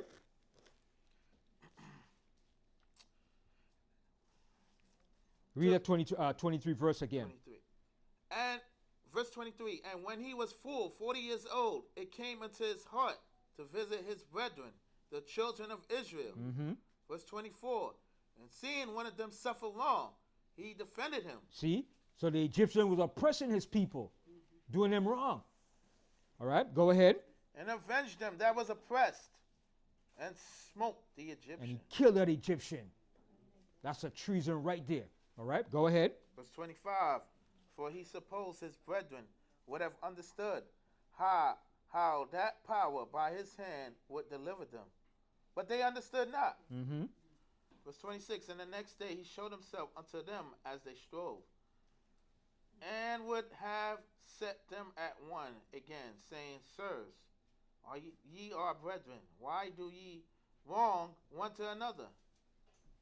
For he that did his neighbor wrong thrust him away, saying, Who made thee a ruler and a judge over us? So the one that did the wrong said, yo, man, Who are you, man? Who are you to tell me what to do? Who are you to, are you a ruler over me? It's always the one that's in the wrong. Always got something to say. That's how you know it's our people, man. You understand? That's our people. Yo, who you think you are? Huh? Who you think you are? Huh? You big boss over me now? You gonna tell me what to do now, nigga? That's our people for you, man. Yeah, who died and made you God now? But he is gonna be a God. The Most High said Moses was a God. All right? Go ahead. Yeah. Well, we was up to No, you're 20, you're 27. I just read 27. Yeah, 28, yeah. Okay. Verse 28. Wilt thou kill me as thou didst the Egyptian yesterday? So he said, you gonna kill me now? You gonna kill me now, nigga? Like you killed that Egyptian? So now he's burning up Moses' scene right now. Because you know he's talking loud and making a big scene.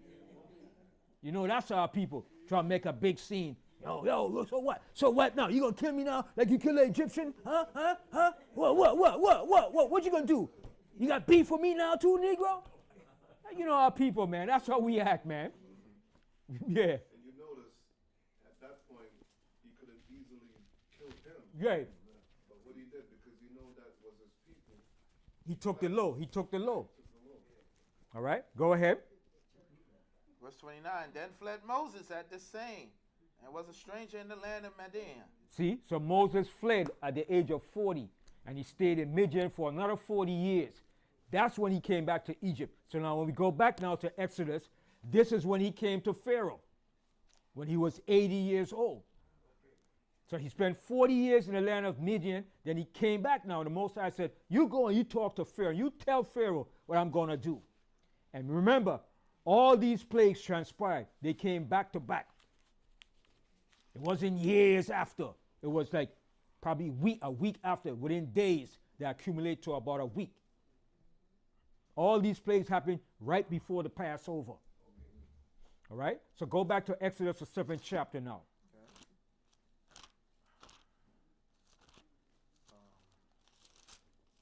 All right? What verse we left off in Exodus 7? Verse 8. Okay. Read on. Reading out the book of Exodus chapter 7, verse 8. And the Lord spake unto Moses and unto Aaron, saying, verse 9, when Pharaoh shall speak unto you, saying, show a miracle for you, then thou shalt say unto Aaron, take thy rod and cast it before Pharaoh, and it shall become a serpent. Verse 10. And See, Moses. but now I was going to say something, but I'll leave it for our next class. All right? So I could expound more and show you the Hebrew word. Who knows the Hebrew word for serpent? Yeah, I could Google it. Google it and look it up. Ask Google, what's the Hebrew word for serpent?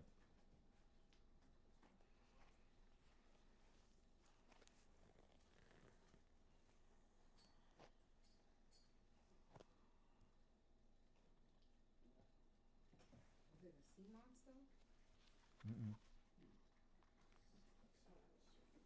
The sea monster is a crocodile. It was a crocodile. All right?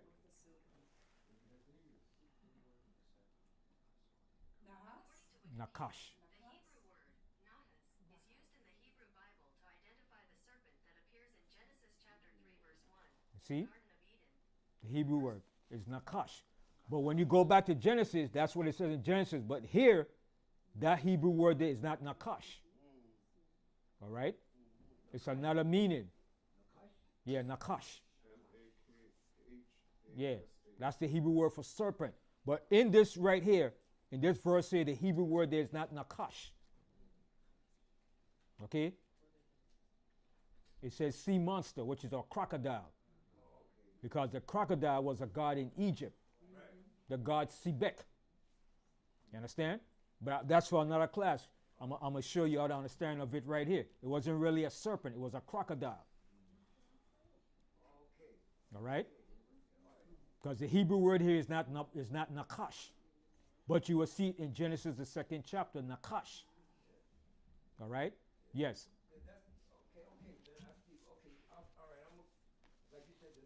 Next class. I'm sure you are. Because the crocodile was synonymous with what? The Nile River. All right? And they had a god of that river, which was the god called Hapi, and the crocodile god was called Sobek. Right. And you ever see have a drink in the store called Sobek with a crocodile on it? Yeah. All right. So, in the next class, I'm going to show you that. Okay. So continue reading on. Verse 10. And Moses and Aaron went into Pharaoh, and they did so as the Lord had commanded. And Aaron cast down his rod before Pharaoh and before his servants, and it became a serpent. Mm-hmm. Verse 11. Then Pharaoh also called the wise men and the sorcerers. See? So Pharaoh called the wise men and the sorcerers. They were dealing in a high level of sorcery. So now, if Egypt was dealing in sorcery and witchcraft, does America deal in witchcraft and sorcery too? You're damn right they do. And they surpass the Egyptian now in their level of witchcraft and sorcery. This country is the top demonic witchcraft society, man. Okay? That's what the scripture said. We wrestle not against flesh and blood, but against what? Principalities, man, in high places. Okay? This country wields some high level of witchcraft and sorcery that controls the minds of our people. Okay? So read that verse again.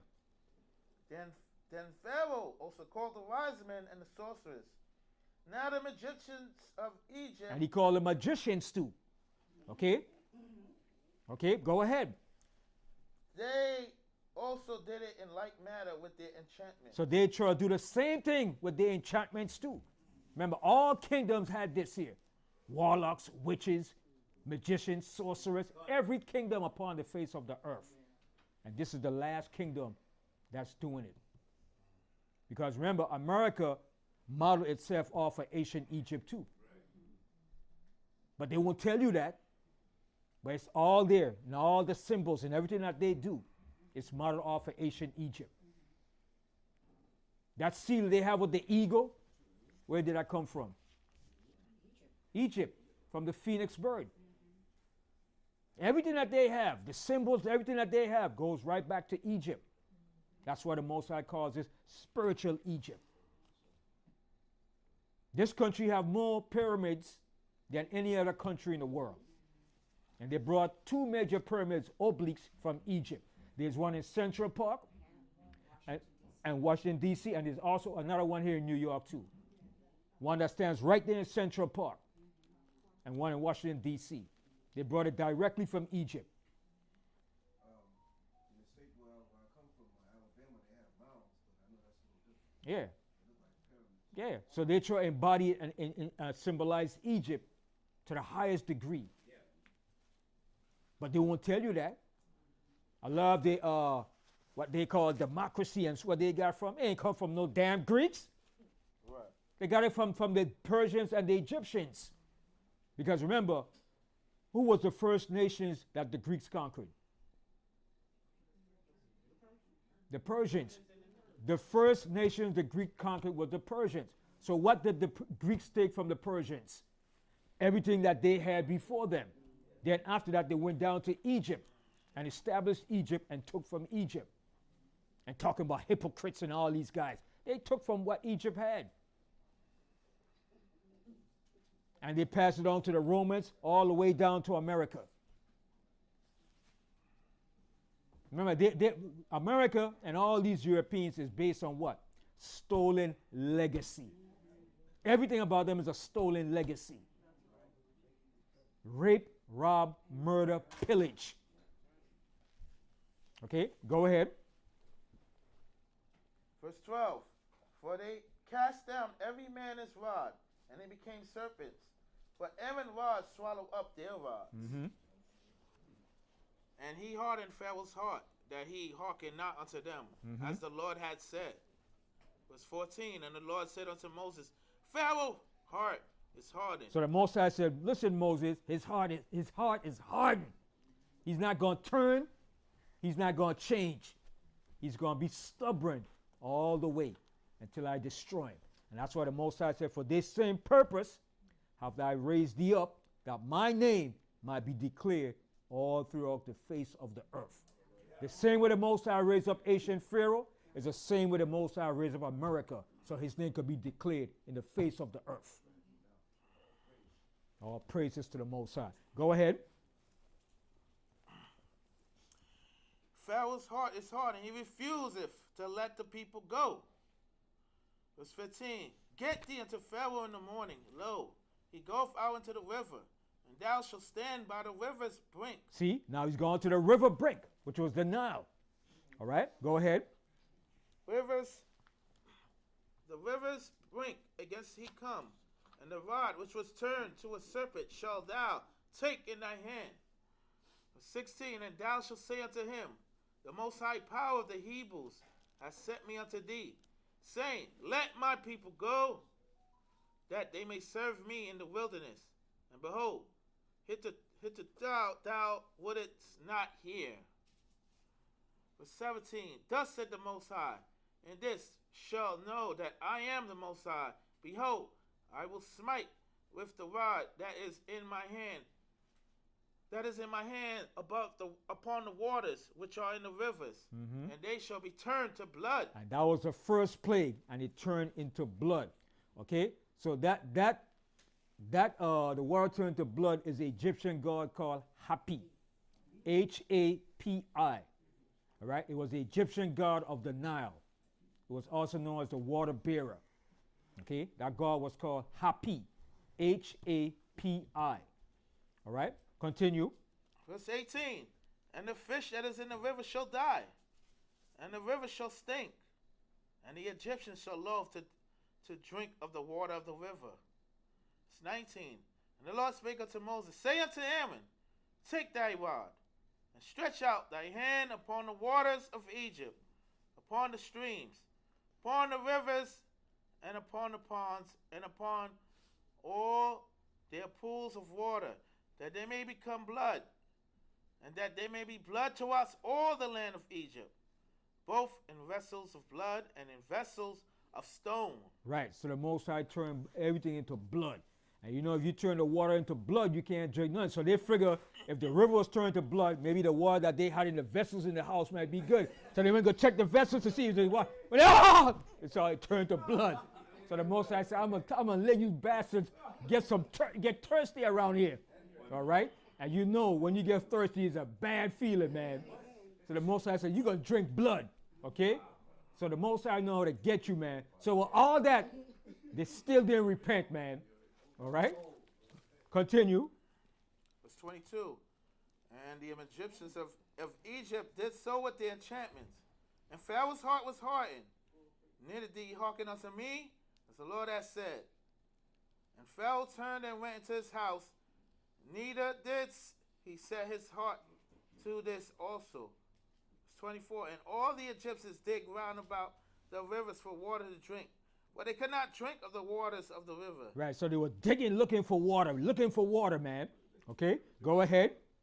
And after 7 days were filled, after that, the Lord had smitten the rivers. Okay, now go over here to Exodus, the 8th chapter. Read, All right? Exodus, the 8th chapter. Start from the first verse. Reading out the book of Exodus, chapter 8, verse 1. And the Lord spake unto Moses, go unto Pharaoh, and say unto him, thus said the Lord, let my people go, that they may serve me. And if thou refuse to let them go, behold, I will smite all thy borders with frogs. See, now frogs symbolize what? What does frogs symbolize?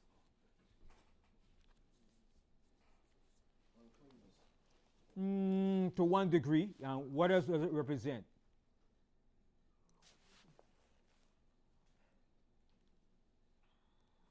Remember, wherever there's fresh drinking water, you will find frogs too.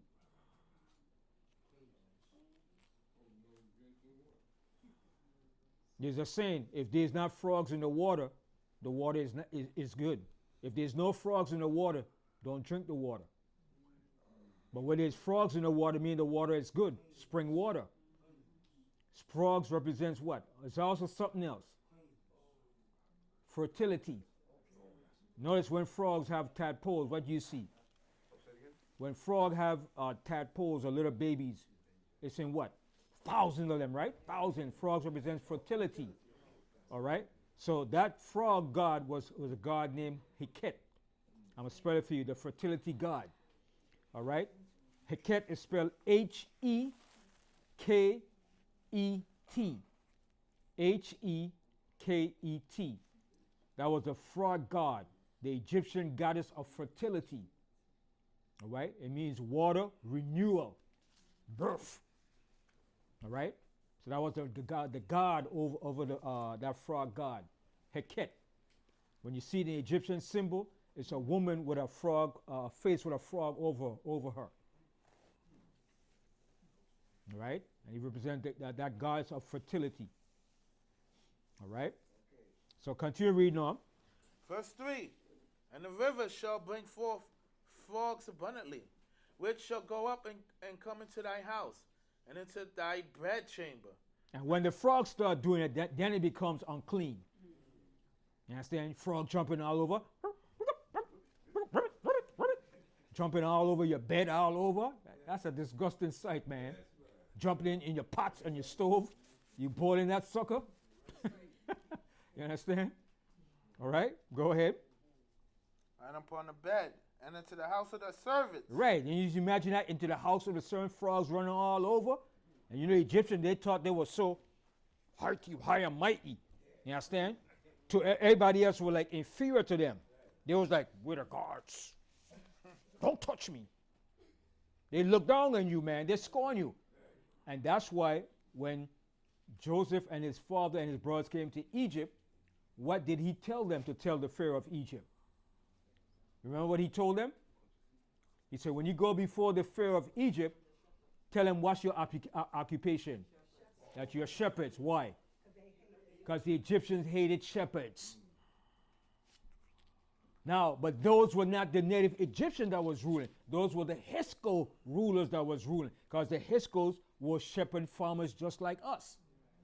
So when Joseph told him, he said, listen, when you go before Pharaoh, tell him your occupation, that you're a shepherd. And he was going to put you in the best land, which was in the land of Goshen. The Egyptians didn't like shepherds, man. They hated us. They despised us, man. So Joseph told him, when you go before Pharaoh, he told him before that, he told his father and his brother, he said, listen, tell the Pharaoh, when you go before, he's going to ask you, what's your occupation?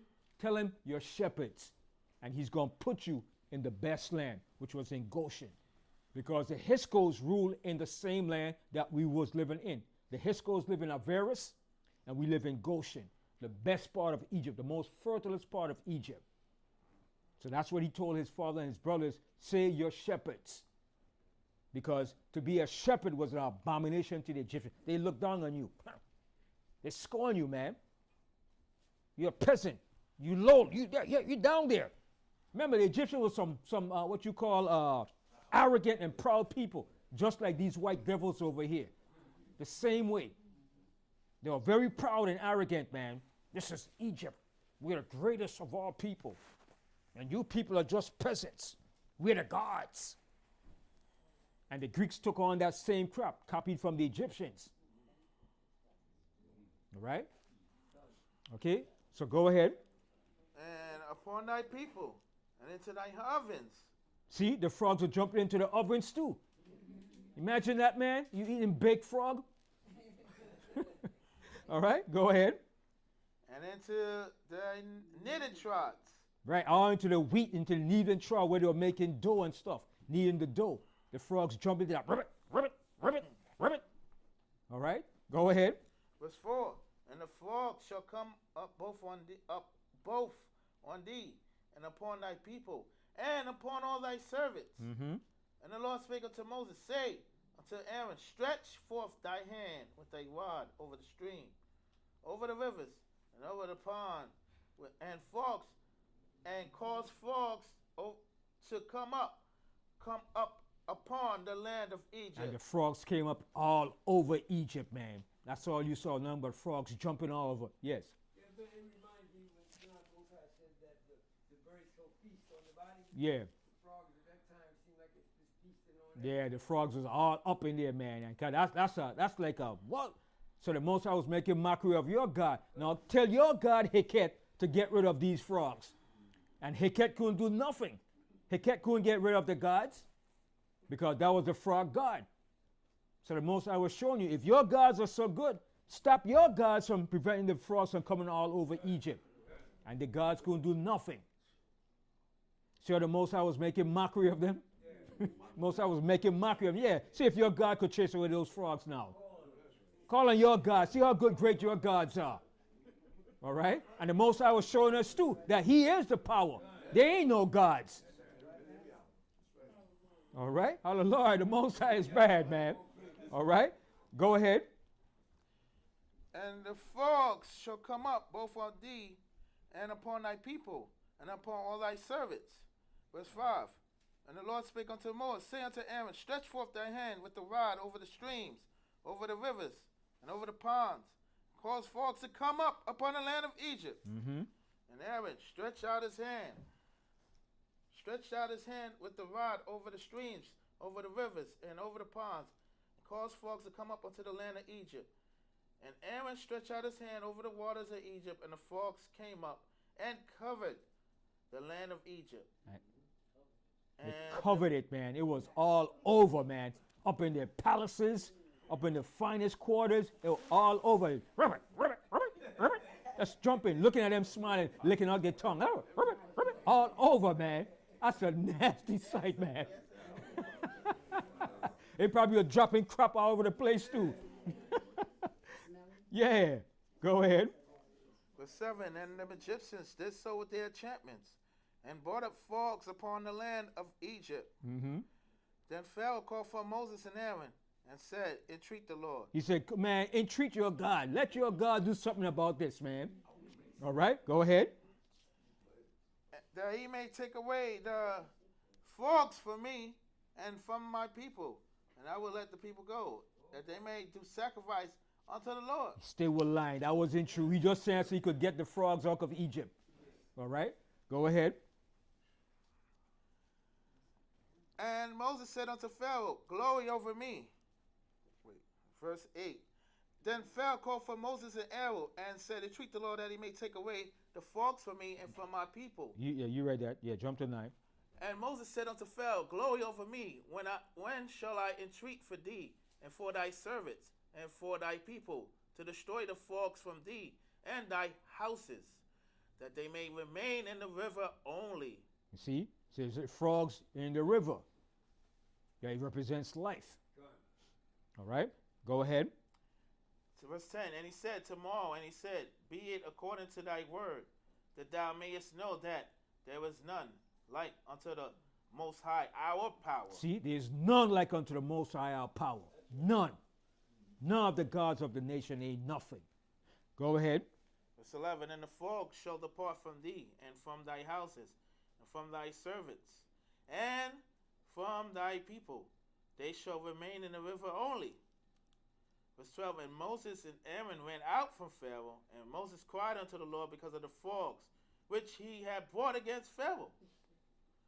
And the Lord did according to the word of Moses, and the frogs died out of the houses, out of the villages, and out of the fields.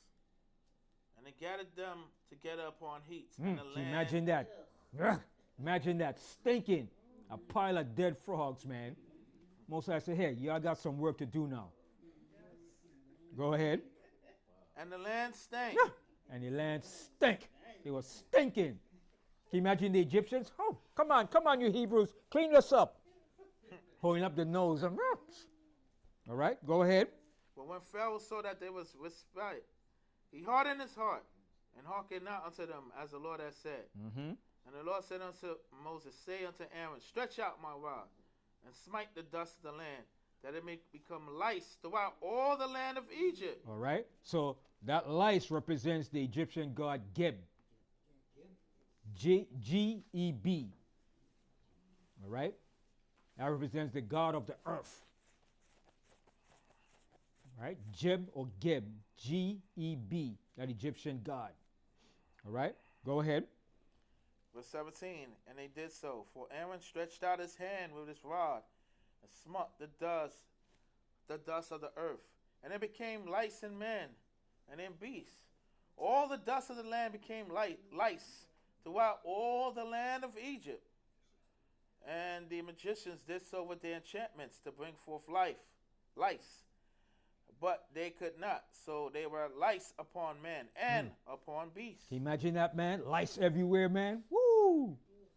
Most I know how to get at you, boy. Go ahead. Verse 19, then the Egyptians said unto Pharaoh, this is the finger of God. Yeah, they knew. They knew it was the Most High's judgment. They told him, the wise men, listen, man, this is the finger of the Most High against us, man. What are you doing? All right, go ahead. And the Pharaoh's heart was hardened, and he hearkened not unto them, as the Lord had said. And the Lord said unto Moses, rise up early in the morning, and stand before Pharaoh. Lo, he come forth to the water, and say unto him, thus said the Lord, let my people go, that they may serve me. Else, if thou wilt not let my people go, behold, I will send swarms of flies upon thee. Okay, now the flies represents the god Kepri. Khepri. Khepri.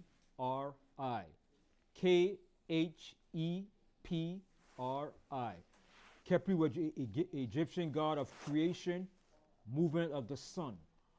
All right?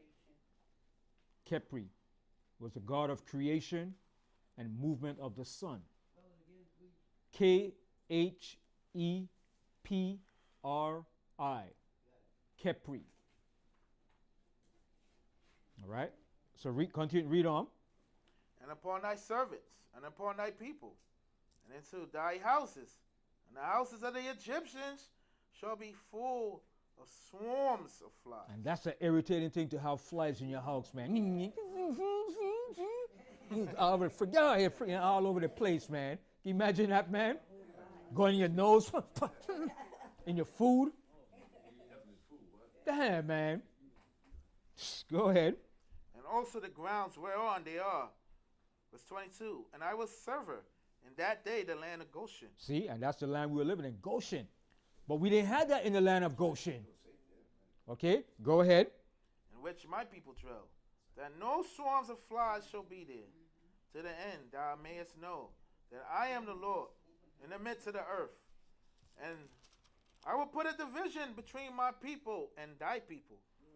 Tomorrow shall this sign be. And that's the way it is back then, and it is right now today.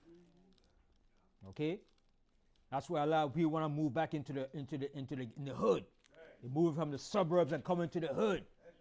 Like, well, the hood is not being attacked with no floods and nothing like that. We out there like our house are being destroyed with strong winds and everything, but the hood is still being untouched. All right? Because we like in a miniature Goshen today. All right? Go ahead. Verse 24. And the Lord did so, and there came a grievous swarm of flies into the house of Pharaoh, and into his servant's house, and into all the land of Egypt. The land was corrupted by reason of the swarm of flies. Verse 25. And Pharaoh called for Moses and for Aaron, and said, go ye, sacrifice to your power in the land. Verse 26. And Moses said, it is not meet so to do, for we shall sacrifice the abomination of the Egyptians to the Most High our power. Lo, shall we sacrifice the abomination of the Egyptians before their eyes, and will they not stone us? Verse 27. We will go 3 days journey into the wilderness, and sacrifice to the Most High our power, as he shall command us. And Pharaoh said, I will let you go, that ye may sacrifice to the Most High your power in the wilderness. Only ye shall not go very far. Entreat for me. So he said, you ain't going to get far without us. You Hebrews not going to get far without us. You can't do without us. All right, go ahead. And Moses says, behold, I go out from thee, and I will entreat the Most High that the swarm of flies may depart from Pharaoh, from his servants, and from his people tomorrow. But let not Pharaoh deal deceitfully anymore, and not letting the people go to sacrifice to the Most High. And Moses went out from Pharaoh and entreated the Most High. And the Most High did according to the word of Moses. And he removed the swarm of flies from Pharaoh, from his servants, and from his people. There remained not one. Verse 32. And Pharaoh hardened his heart at this time. Still hardening his heart. All right, go ahead. Also, neither would he let the people go.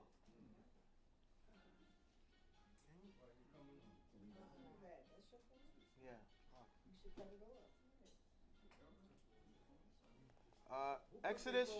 Exodus chapter 9. Yeah, pass me his phone. Whose phone is this? Exodus chapter 9. Exodus chapter 9, verse 1.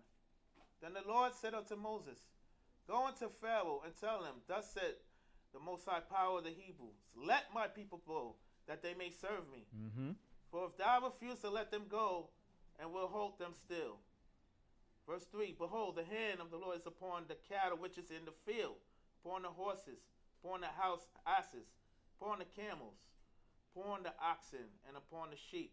There shall be a very grievous murder. Okay, we're going to stop right here. So this was the god Hathor. All right, Hathor was the Egyptian goddess of love, protection. All right, it was shown with the head of a cow. All right, when you look it up, Hathor is the goddess with a cow, the head of a cow. And that name is spelled H-A-T-H-O-R. Hathor, the Egyptian goddess of love and protection. All right, so we're going to enter this here and continue some other time. And then the next one will be the god Isis.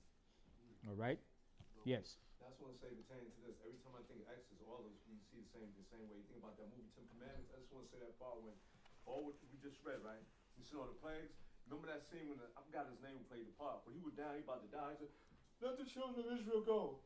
Let them go." You know, he died. I'm like, wow. Yep. All right. So these were all the gods. It was 10 major gods that they had in Egypt that they held in high esteem. And that's what the Most High was making mockery and showing that their gods are nothing. And that you have to worship the true power, not these false gods that you have established in Egypt. All right. And that's what the Most High is going to show every nation upon the earth, that he is the true power. He's the only true power. Even atheists in the last days going to acknowledge the Most High. All right? Yes. Yeah, the Egyptian god of love. Yeah, Hathor. The Egyptian god of the goddess of love and protection. All right, and she had a head of a cow.